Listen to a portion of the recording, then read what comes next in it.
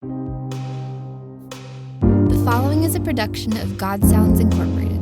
For more information on our voiceover services, please go to godsounds.com. God Sounds, where faith is heard.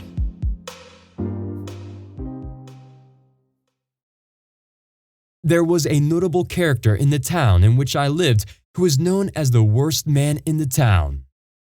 He was so vile, and his language was so horrible, that even wicked men could not stand it. In England, they have what is known as the public hangman, who has to perform all the executions. This man held that appointment, and he told me later that he believed that when he performed the execution of men who had committed murder, that the demon power that was in them would come upon him, and that in consequence he was possessed with a legion of demons. His life was so miserable that he purposed to make an end of life. He went down to a certain depot and purchased a ticket. The English trains are much different from the American. In every coach, there are a number of small compartments, and it is easy for anyone who wants to commit suicide to open the door of his compartment and throw himself out of the train. This man purposed to throw himself out of the train in a certain tunnel just as the train coming from an opposite direction would be about to dash past, and he thought this would be a quick end to his life. There was a young man at the depot that night who had been saved the night before. He was all on fire to get others saved and purposed in his heart that every day of his life he would get someone saved. He saw this dejected hangman and began to speak to him about his soul. He brought him down to our mission, and there he came under a mighty conviction of sin. For 2.5 hours, he was literally sweating under conviction, and you could see a vapor rising up from him.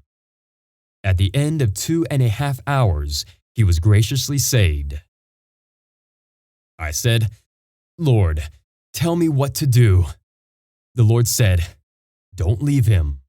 Go home with him." I went to his house. When he saw his wife, he said, "God has saved me." The wife broke down, and she too was graciously saved. I tell you, there was a difference in that home. Even the cat knew the difference.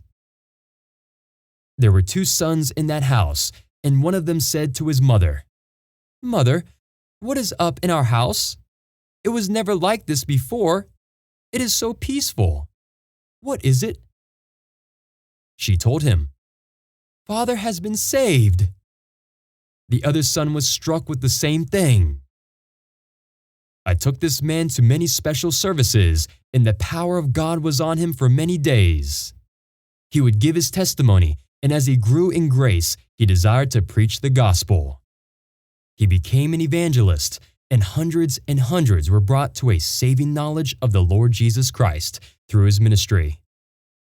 The grace of God is sufficient for the vilest, and he can take the most wicked of men and make them monuments of his grace. He did this with Saul of Tarsus at the very time he was breathing out threatenings and slaughter against the disciples of the Lord. He did it with Barry the hangman. He will do it for hundreds more in response to our cries. You have just heard a production of God Sounds Incorporated. To support our ministry, you may purchase this audiobook at any of the following retailers: audible.com, amazon.com, or the iTunes Store.